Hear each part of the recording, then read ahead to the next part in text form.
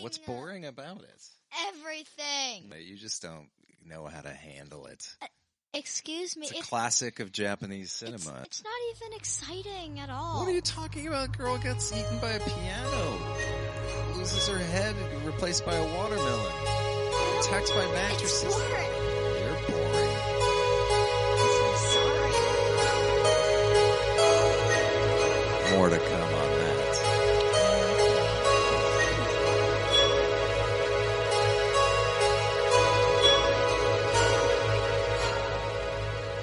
Houses don't have memories. Welcome all to Daddy Daughter Scary Horror, the only podcast out available where I talk about horror movies with my dad. What did he think of them when he was my age? What do I think of them at my age? And what do I think of them now, rewatching them at my age? And rewatching some of these for the first time since I was your age. So we're back in the year 1979, back in the New York groove, Amityville, New York, to be precise. Serling, this was my first drive-in movie. And I didn't know what that was. You thought, like, you ram your car into a movie theater and demand to be entertained? They pump popcorn in through your tailpipe? No, it used to be a thing, although less so even as I was blossoming into my childhood. But they were big in, like, the 50s and the 60s. You pull up your car, pay for your tickets, and you park in front of a big screen that would show the movie. You would hear the movie by tuning into a certain frequency on your radio dial. Look, nothing like this makes sense anymore. I realize that, but that doesn't mean it didn't matter. Dad. What? Calm down, okay? Take it easy. Okay, thank you. So, my sisters hid me in the back of our family's station wagon. I got smuggled in to the drive-in theater so we wouldn't have to pay for my ticket, Serling. This is a true story, like this movie. You are reckless as a child. And were you excited? I was terribly super psyched. And I was a little scared, too, because this really happened. This story, this movie, real people lived this. That's what my freshly 9-year-old dumb brainhead was thinking. Because this was based on a book, right? Yeah, a super popular book back in the day that claimed to tell the true story of the Lutzes. And that made it feel real, but as we will discuss, maybe not so much. It's the kind of house they don't build anymore. A relic of a time when the world wasn't in such a hurry, when there was still time for a little charm and elegance. It has stood empty for a long while, and at the price, it is a bargain. For a growing young family, it is almost too good to be true. What do you think? I love it. James Brolin, Margot Kidder, Rod Steiger in the Amityville Horror.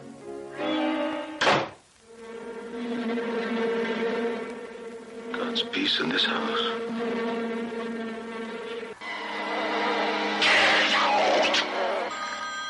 Hello? Hello, Kathy? Father Delaney, there's something very important.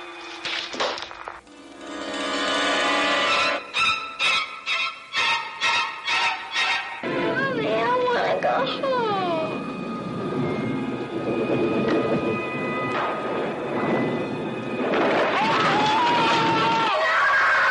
What do you want from us? What's going on? I'm coming apart! Oh, Mother of God, I'm coming apart! 28 days after the Lutz family moved into their dream house,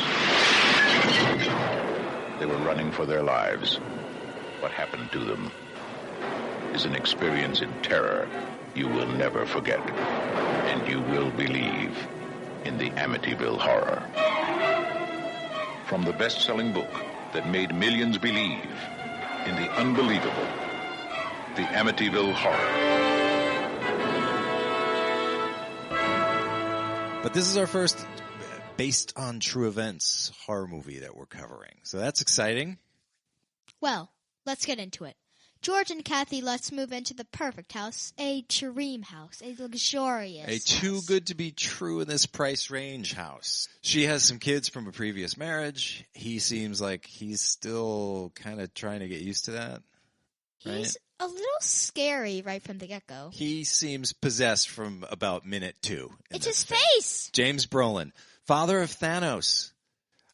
I wonder if the kid getting his hand crushed by the window, if that's what set him on his path to destroy the galaxy or whatever Thanos did. I still don't know. I love Thanos. Yeah, Destruction. I know you do, because he was in a movie with Robert Downey Jr. Move on. Things start going wrong almost immediately. A priest comes by to bless the house, and he has some trouble. Flies swarm on him before he can crack open his Bible. On the upside, their little daughter makes a new friend. On the downside, it's an imaginary demonic friend, who I guess is a giant pig or bull? It's hard to say. No idea. But it loves that rocking chair in our room. The dad keeps waking up at 3:15 in the morning because that's when the family who lived in the house before them was murdered. And the dad spirals deeper and deeper into madness, losing his temper pretty often and chopping more and more wood for the fireplace. This Stress, guy is cold. all the time. Meanwhile, the dog, who I forgot there even was a dog. Yeah, their dog, Harry. He knows something is off with the house. It's scratching at a wall in the basement. There's something behind there or under there. Something evil. Animals always know first. Except our dog, who snoozed her way through the last 2 earthquakes we had out here. And so on and so on. Things go weirder and weirder. Money disappears, creepy neighbors show up and then disappear. That was so weird. Very confusing. And things go bump in the night. The son's hand gets slammed in the window after he teases his sister. Because the house's demon is protecting her. I say it's karma. Well, it's not karma for the poor babysitter. Babysitter gets locked in an unlockable closet and pounds on the door until her hands bleed. Black goop starts oozing out of the toilets. Crosses get turned upside down. The walls bleed. There are a lot of haunted, possessed house tropes that get established in this movie. So you've got to give it credit, at least for some of that. So, finally, George, the father, comes to his senses, shakes off the demons that were taking him over, and stops trying to chop up his entire family and gets them out of the house. Yeah, this movie ends as abruptly as you just saying that. Yep. So, recommended age. So, I was a brand new 9-year-old seeing this. You were a 10 and 3/4-year-old seeing this. What's your recommended age for when a kid can handle this flick? I'm going to say they can handle it at 10. Yeah, same. The beginning's rough. The flashbacks to the murders, but there's our recommended age, 10. Maybe 10 1/4. You might have to handhold them through the beginning a little bit. But take it for what it is. Watch the flick. And we will be here coughing, apparently. I don't know if you can have a play date today. Spreading germs all over. I have a frog in my throat. Can't wait to watch the movie Frogs with Ray Milland. We're back, and let's dig deep into this sucker. Serling, as you mentioned, this was a book before it was a movie, and this book was everywhere in the late 1970s. I had teachers in my elementary school, Glenside Elementary, who were reading this book. Kids my age at the time were pretending to read this book. It sold about 10 million copies. Well, I don't think they were really reading. I think they were just carrying around trying to be cool. It sold like 10 million copies. Now, the author did end up getting sued for, we'll call it truth stretching. So they lied about everything? Well, they probably sensationalized. They exaggerated a bunch of things. But it is interesting that no one who has lived in that house after the Lutz family abandoned it has ever experienced anything even remotely weird. The occasional fly, maybe. Look, sure. But reality turned out to be substantially less interesting than what this movie lays out for you. But that's the way it goes with movies that are supposedly based on true events. Movies tend to have a very loose interpretation of that description. Meanwhile, you lied. What did I lie about? Well, you... All right, I see what you're getting at. I cheated this movie out of $3. I did. Not like it needed any of my hard-earned 9-year-old paper route dough. This movie made 20 times what it cost to produce, and the typical Hollywood rule of thumb is that a movie needs to earn 3 times what it costs in order for it to start really making money and be considered successful. So this movie did fine without my help, but thanks for trying to call me out. This movie was the second biggest movie of 1979, and had the second biggest opening weekend in terms of the money that it made. Second. Guess what was first? Serling, idea. 1979. You No love idea. this movie. Meatballs. No, not a bad guess. You absolutely love an actor who Friday the 13th. played a henchman in this number one opening weekend movie. A henchman, Is a it? very tall henchman, loved Richard chewing Kiel? on licorice. Yeah, so Yeah. Moonraker was the number one movie this weekend, but this was number two. This movie was followed by almost 50 sequels. Jeez. That took my breath away. Almost all the sequels are presumably terrible, and so no, we currently have no plans to cover them on this podcast. Although we were talking, we may do a triple feature bonus episode where we talk about the mini craze of 3D horror movies that were released in like 1982, 83. Because remember, there was Friday the 13th, Part 3 was in 3D. Yeah. Jaws 3 was in 3D. Not good. Amityville 3 was in 3D. So maybe we'll do that. Don't know. But part of also why this movie was so successful was, and the book, was something was really going on in the 70s known as Satanic Panic. So people were really scared by the notion of possession by evil spirits. Like The Exorcist? Probably an outgrowth of The Exorcist, yes, which was a huge book, big cinematic phenomenon in 1973. And this was also, we're in the wake of some real life tragic events linked to cults and really bad people having a really strong, almost demonic possession-like influence over other people and getting them to do terrible, terrible things. So all of that energy got reflected by this film and helped to feed its success. And that's what horror movies do. They do that better than any other type of movie. They take what's going on out there in the real world and they twist and translate it into entertainment and project it up onto the big screen. And we reward that process with the money we shell out at the movie theaters. It's a lovely little relationship. And horror movies are also, they're another way to document what was troubling society at different points in history. So that makes them extra interesting. Let's talk the Serling Spotlight. So, Yes. feature on the cast where you pick someone involved in the movie and you tell us a couple cool things about them. Murray Hamilton. Murray Hamilton, the Yeah. priest, the head priest guy? Yeah. He's in this for like 14 seconds. Yeah, He's but in one scene. Well, Yeah. okay, all right. You know, Murray Hamilton's great. What did you like about Murray Hamilton in this? oh no, I liked Murray Hamilton in Jaws. Oh, wait, like Murray Hamilton. No, we're supposed to be talking about this movie. All right, let's talk about him in Jaws. He's great in Jaws. He's selfish. He plays the mayor. I like when he points at the sign. He's like, the vandalized sign. He's like, I want you to find whoever did this and string them up by their Buster Browns. What are Buster Browns? Oh, they were like popular kids' shoes back in the 70s. Oh, Murray Hamilton also plays Death in a really cool episode of The Twilight Zone, too. But yeah, great actor. Curious how he ended up in this. But thank you for that spotlight. I think we all learned a lot. Pluses. So what did we like about this movie, Serling? What did you like about this movie? You take it first. I like the design of the house. The house is cool, and And- that's really what the house looked like. Really? Yeah, My God. with those kind of vacant eye-like windows. I also really like the opening credits. Yeah. It kind of looks like a character, almost like a mysterious person just leaning over the house waiting for its next victims. And that, yeah, like the house has Is alive. yeah. You said it looks like a jack-o'-lantern. Yeah. Like daring you to look back at it. That was an interesting perception you had. Yeah, I like the opening credits too. I like that Thanos' dad can't get warm. I like that element of the story. He's always chopping wood. And he's always Yeah. in front of the fireplace. He's always freezing. It's like he's being drained by this house, financially and, more important, spiritually. And he needs to warm his dying soul. And that's kind of the point of this movie that has really resonated. The American dream, just out of reach or just attained, but quickly slipping through the fingers. I also like that he wakes up at the time of the previous murders every night. Thought that was creepy. Oh, yeah.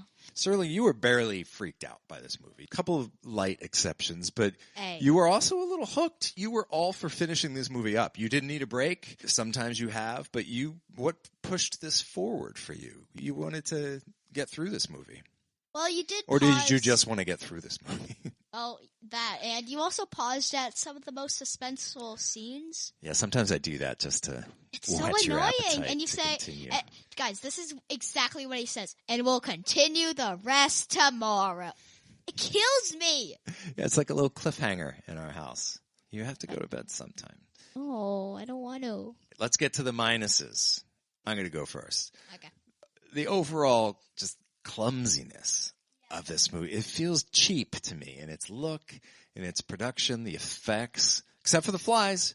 They had a really good fly wrangler on this movie, but the demon pig eyes What is flashing that? through the window, and that scared me when I saw Really? commercials for this when I was a kid. And you practically ridiculed me for that. And I was a year younger than you. And you're scared. And no generational empathy. But you're right.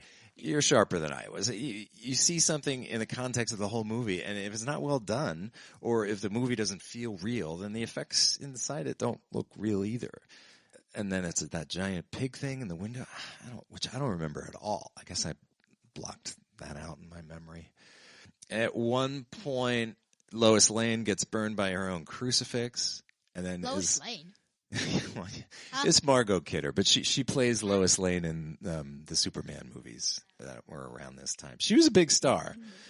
She gets burned by her crucifix, and then is horrified by her face that has the worst looking makeup. Like the makeup artist threw some silly putty on her. Exactly. It looks like clay, just like stuck on her face. Yeah. And then, right before Thanos' dad regains his soul and stops trying to kill everyone, she turns old for like 2 seconds. Yeah. With, again, some of the worst makeup I've ever seen. And why does she turn old? Is he married to an old woman? I think they're trying to sort of say, oh, this is the nightmare of the American domestic life when your wife turns old or something. It's a very odd message. But like so much of this movie, nothing's clear. Nothing seems particularly motivated by anything. I liked that everyone in the town is creeped out by how much James Brolin looks like the kid who killed his family before they moved into the house. But then when he checks out an old newspaper story about the killing, it's a picture of 40-year-old James Brolin, not a picture of the 23-year-old kid who looks a lot like James Brolin or who even looks a little like James Brolin. They use a recent picture of 40-year-old James Brolin for the newspaper story. So one of the many sloppy, no attention to detail or what actually might make some sense moments of this. Any other minuses for you? Yeah, a lot. I'm sorry. You don't have to apologize for me. I didn't even pay for this movie. I don't understand. I'm trying. You don't understand why you only make 15% for this podcast? Huh? By the way, we're brought to you this week by breakfast. First meal of the day. Oh, yeah. Make sure you start off strong. Yeah. Breakfast. Always do it. Okay, let's get to your minuses now. It's like the same with you. I did not like that pig. I remember saying, like, is it a bull? Is it an ox? Is it a pig? Is it Wilbur? Yeah. It was very confusing, and it was there for a split second, which made it even worse. Yeah, it's like, we can't show it up close because our effects budget is terrible, and our effects people are not the greatest, so we'll just show it superimposed in a window. Any other minuses that you want to add that we haven't talked about? I was very confused. Like, was the dog just digging in the basement the entire time? Is that why he was gone for most of the movie? I think so. His paws start to bleed, which made me sad. I know. The poor dog! Coolest kill? 0 0 in this. No kills. You think poor Rod Steiger is going to go? And I say poor Rod Steiger because what backed him into the terrible corner of having to sign on to this movie? Rod Steiger was only there to be tortured. But I want you to understand, this is a fabulous legend of an actor. But he just has to spend the entire film nauseous, yelling, whimpering, then blind and silent. That's his character arc. Yeah, tortured. But I get my coolest, creepiest moment. Do you have a coolest, creepy moment in this? I'm going to go with the babysitter in the closet. That's a good one. Because she didn't do anything wrong, so I don't understand why Joey would hurt her. And I had forgotten about that whole scene until the character of the babysitter gets introduced. I'm like, oh, there's a freaky scene with her coming up. I don't quite remember. But yeah, that was good. I liked the first time that the mom walks in on her daughter talking to Jody, who's Oh, yes. enjoying the out of that rocking chair. Dad! Oh, sorry. Oh my God!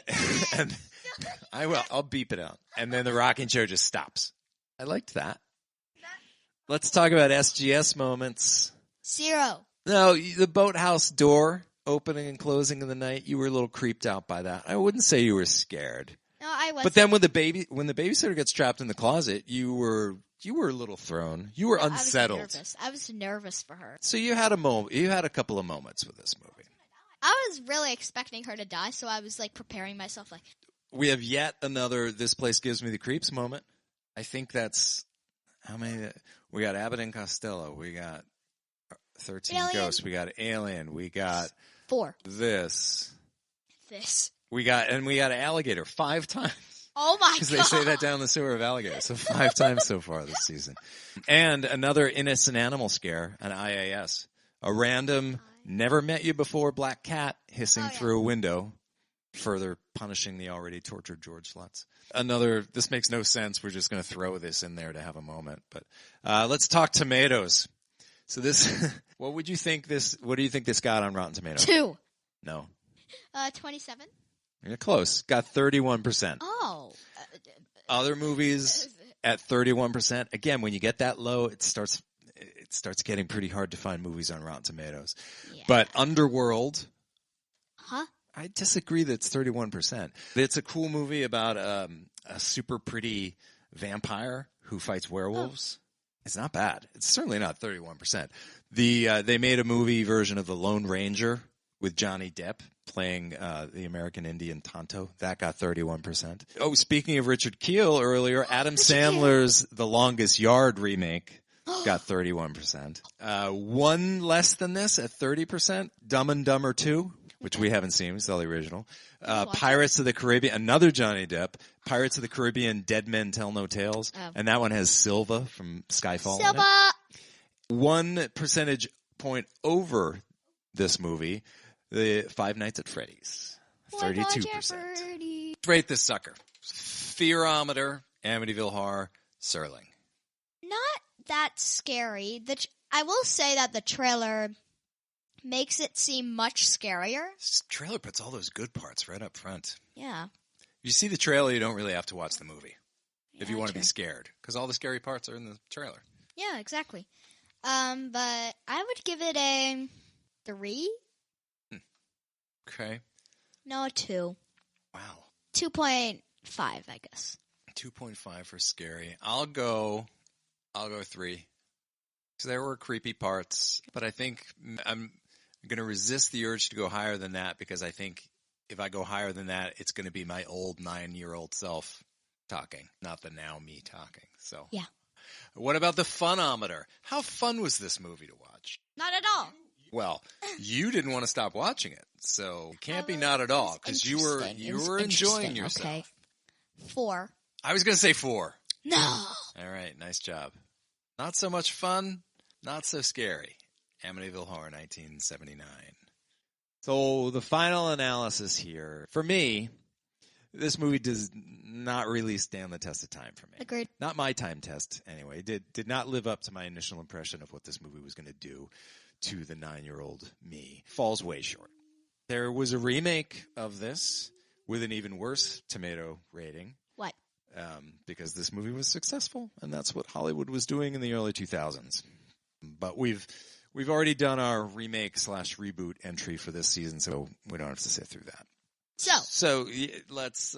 What other movies was this movie out against? We talked. We talked Moonraker. 1979. What else have we got? And we did another 1979 movie, Alien, a couple of casts ago. What else was out in the theaters to tempt our bucks away? Bog. Dracula. What? Oh yeah. The Frank Langella and Donald Pleasance, Larry Olivier version. I saw that in the movie theater with my mom. When a Stranger Calls. That looks good. It's a classic one. Up from the Depths. Sounds like another killer fish movie. The Great Alligator River. Alligator. The Driver. Is this the Driller Killer? Yeah. Yeah, the Driller Killers actually. So a lot of horror movies took a lot of bad press for being anti-female because people were saying, "Oh, so many females get killed in these movies." Oh, yeah. But the Driller Killer is one of the first examples of a kind of slasher maniac movie that's directed by a woman. Zombie. Zombie, the Italian Fulci's Zombie. That's the one I was telling you has the very famous wacko scene of a zombie walking along the bottom of the ocean. Oh my God. And then it starts attacking a shark. Zombie shark. No, the shark isn't. Well, I guess the shark is a zombie because it gets bitten by the zombie walking on the bottom of the ocean. We have. See, when I heard this movie title, the first thing I thought of was Wings of Fire, which is Those books that you're reading. which is a great series. Go read it, please. And it's called Night Wings. Nightwing. It's that's with David Warner. It's about bats. Oh. Another part of those animals get angry trend of the 70s. Island of the Fisherman, which looks good. Island of the I'm Fisherman, sorry. which when it came out and I Screamers. saw advertisements for it, it was called Screamers. Yeah. And I was freaked out by the newspaper ad because it had this guy who was turned inside out. All his veins and flesh were on the outside. I want to see But that. I don't know whether that has anything to do with the actual movie. But we have to watch that one because it's The got Black Barbara Hole. Bach in it, Cool. who's half related to me. What? Well, Wait. her name's Bach. That my mom. She's my half wife. Oh my God. I'm going to have to duke it out with Ringo Starr. The Black Hole. I saw that in the movie theater with my mom. And this is the claymation one. Oh, the Black Hole has Norman Bates in it. Anthony From Perkins. Psycho. Yeah. Can't wait to get to the peas. We're going to skip the Black Hole. And this is a claymation one. The daytime ended. Mm-hmm. We talked about in Alien. Yeah. Nocturna, granddaughter of Dracula. He's got a big family, that Dracula. Yeah. What's next? He's got daughter. There's daughter of Dracula, son of Dracula, What's next? granddaughter of Grandma? Dracula. There's Dracula's dog. Oh That's my God. actually a movie. A dog.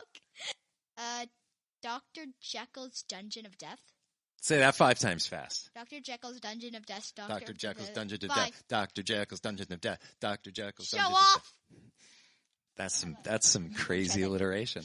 Okay. Nice list. That closes out 1979. By the way, Dad, how many drive-in movies have you been to? 2. Wow, so this was half of them? Nearly. Yeah. Next time. Who doesn't love a good prank? We'll find out, even though we'll be about 2 months late because this episode will be going out in June. Mid-June, if we're lucky. If I can crowbar you away from your iPad. Should coincide, actually, right with 4th grade wrapping up for you. High five! Start of the summer! I'm not high-fiving your grimy...